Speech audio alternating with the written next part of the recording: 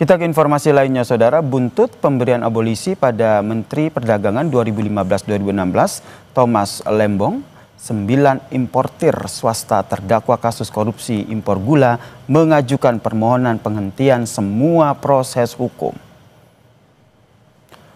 Kuasa hukum 9 terdakwa Hotman Paris menilai dalam Kepres abolisi dijelaskan untuk menghentikan seluruh proses dan akibat hukum, pemberian abolisi seharusnya dilakukan menyeluruh. Pasalnya para pengusaha yang menjadi terdakwa yang menjalankan tugas dari Tom Lembong yang waktu itu menjabat sebagai Menteri Perdagangan.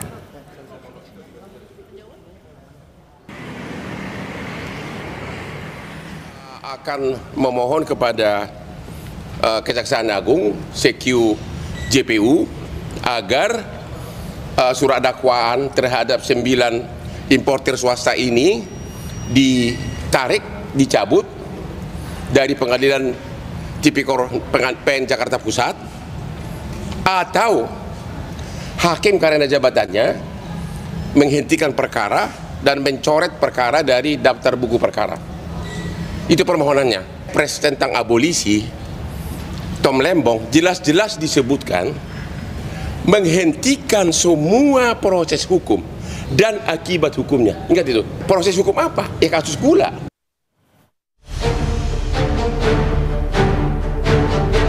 Pertimbangan persetujuan DPR RI tentang pemberian abolisi terhadap saudara Tom Lembong. Persetujuan atas dan pertimbangan atas Surat Presiden nomor 42/07/2025 tanggal 30 Juli 2025 tentang amnesti terhadap 1.116 orang yang telah terpidana diberikan amnesti, termasuk saudara Hasto Kristianto. Hasto Kristianto telah bebas dan proses hukumnya dihentikan usai mendapatkan amnesti dari Presiden Prabowo Subianto. Namun KPK tidak mengembalikan barang-barang yang berkaitan dengan kasus suap pada proses pergantian antar waktu PAW anggota DPR. KPK menjelaskan masih menganalisis barang bukti yang disita dari Hasto. Kasus yang menyeret mantan politisi PDIP Perjuangan itu pun tetap berjalan. Amnesti itu kan tidak menghapus atau menghilangkan tindakan yang sudah dilakukan. Jadi tindakannya tetap ada, tetap terbukti bersalah, hakim juga menyatakan demikian. Namun memang atas tindakan tersebut kemudian diberikan pengampunan. Ya. Jadi yang hilang itu hukumannya, bukan tindakan yang dilakukan. Penyidik masih melakukan analisis terhadap barang-barang yang disita sebagai barang bukti ya. Karena dalam perkara ini juga masih berjalan, ada beberapa pihak lainnya yang juga sudah ditetapkan tersangka oleh KPK. Sementara Kejaksaan Agung memastikan proses persidangan kasus korupsi impor gula usai Menteri Perdagangan periode 2015-2016 Thomas Trikasih Lembong mendapat abolisi dari Presiden Prabowo tetap berlanjut. Segala proses hukum dan akibat hukum terhadap saudara Thomas Trikasih Lembong ditiadakan. Bukan membebaskan ya. Karena kalau membebaskan ranahnya pengadilan, ya kan? Artinya ditiadakan di situ. Nah, terhadap tadi yang Anda tanya terhadap tersangka atau terdakwa yang proses itu tetap berjalan. Kan ini kan sifatnya personal. Tidak, kalau di situnya disebut di Kepresnya cuma 1 orang, ya kita proses tetap berjalan, kita tetap sidangkan sebagaimana mestinya. Pakar Hukum Universitas Andalas Ferry Amsari menilai perkara yang menjerat Tom dan Hasto sifatnya politis. Selain itu, hak Presiden memberikan abolisi dan amnesti dinilai kurang tepat diberikan untuk kasus tindak pidana korupsi. Seolah-olah mengakui bahwa proses peradilan Hasto dan Tom Lembong adalah peradilan politis karena amnesti terutama memang disebut sebagai hak Presiden untuk memberikan pengampunan kepada orang-orang yang terlibat dalam peristiwa-peristiwa politik. Sementara abolisi juga menghapuskan atau memberhentikan segala proses hukum. Di titik ini timbul kesan bahwa kasus Tom Lembong sama sekali bukanlah pidana yang mestinya ada. Jadi sekali lagi ini timbul interpretasi yang sangat panjang dan beragam, apalagi tidak lumrah amnesti dan abolisi diberikan kepada kasus-kasus korupsi. Usai bebasnya Tom Lembong, Pengadilan Tipikor tak menghentikan peradilan bagi 9 terdakwa di kasus korupsi impor gula. Begitu pula pasca bebasnya Hasto Kristianto, pengusutan kasus suap PAW Harun Masiku terus berjalan. Tim Liputan, Kompas TV.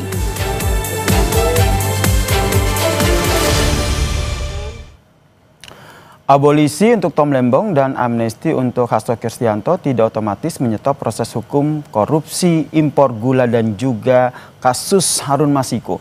Lalu bagaimana Kejaksaan ataupun KPK menyiapi kelanjutan kasus ini? Kita bahas bersama dengan mantan Komisioner KPK Bang Saud Situmorang yang telah bergabung bersama kami di Kompas Petang.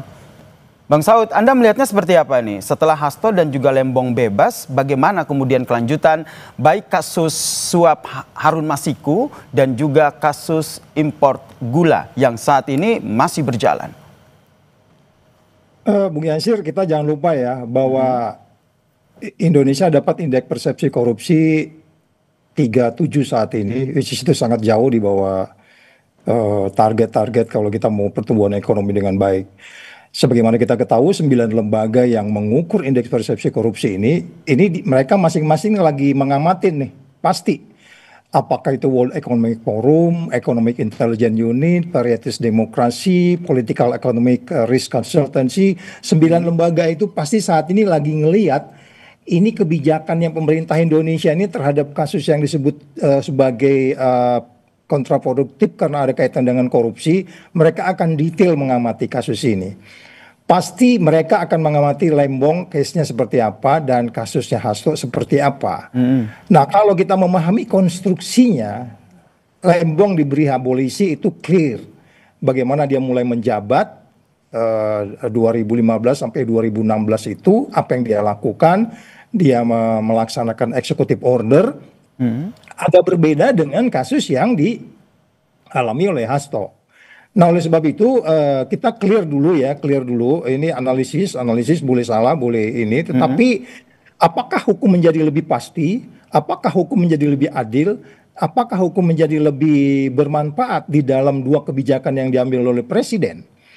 Pertama, kalau kita lihat bahwa apapun putusan yang dilakukan itu kan pernyataan resmi dari dalam hal ini Mensesnek kan udah menjelaskan bahwa kedua kasus ini bukan diartikan kita tidak kontroversi dengan pemberantasan korupsi, karena dia menegaskan di situ dalam statementnya.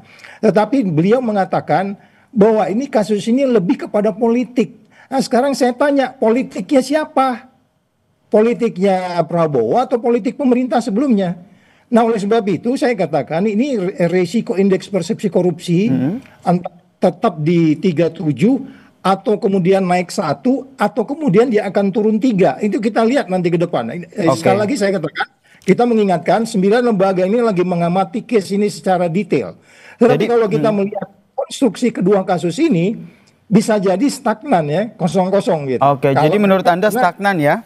Ya, jadi karena menurut kenapa? Anda Lembong ini gimana Mas? Maaf saya potong Bung Saud. Jadi menurut Anda apakah ini masih akan terus berjalan? Karena kalau tadi kita lihat keterangan dari Kejagung maupun KPK mereka menyatakan bahwa proses hukumnya masih terus berlanjut. Pertanyaannya, penanganannya akan seperti apa?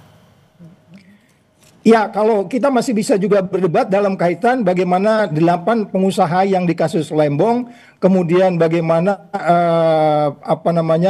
yang melarikan diri saat ini yang masih dicari-cari oleh yang terkait dengan Harun Masiku.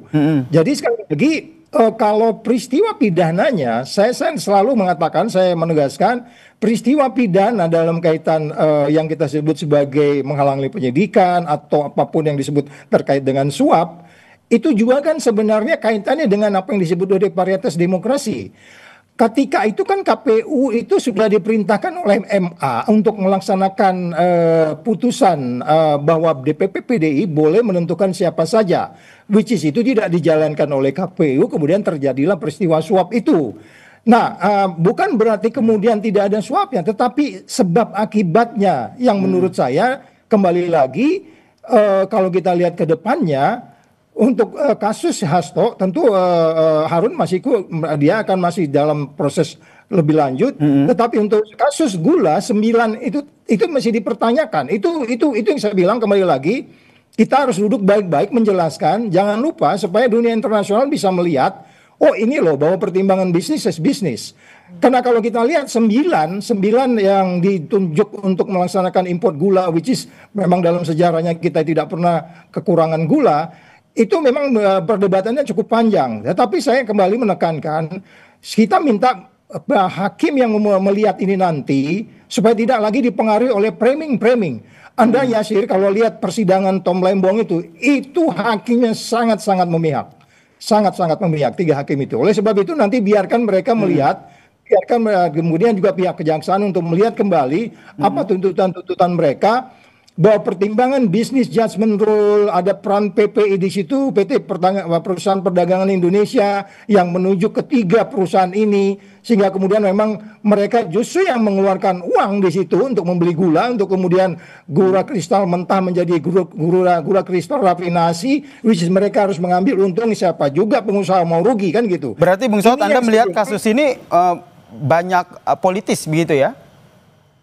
Iya, dari awal kita udah nggak ragu tentang itu. Saya untuk kasus Hasto aja, walaupun saya nggak ragu poltoid pidana, tapi cara kita mengadili Hasto ini udah favoritism, ini politik, itu nggak ada keraguan di situ. Cuman kan kita sekarang bagaimana menjelaskan kepada dunia internasional bahwa kita mengadili kedua kasus ini betul-betul perform, sehingga kemudian keadilan, kepastian, dan kemanfaatannya menjadi lebih menimbulkan kepercayaan buat dunia internasional, dalam hal ini transparansi internasional, sehingga nggak terganggu terhadap indeks persepsi korupsi. Kita harus lebih hati-hati untuk what next-nya, sehingga kemudian hukum yang pasti, hukum yang adil, hukum yang bermanfaat itu bisa kita pertanggungjawabkan gitu Mas Yasir. Oke, hukum yang adil, hukum yang bermanfaat. Kita lihat ya langkah seperti apa yang selanjutnya diambil oleh baik KPK maupun Kejagung terkait dengan kasus ini. Terima kasih Bang Saud Sitomorang telah bergabung bersama kami di Kompas Petang. Salam sehat. Yap, sama-sama. Berita lainnya akan hadir usai jeda, Saudara. Kejaksaan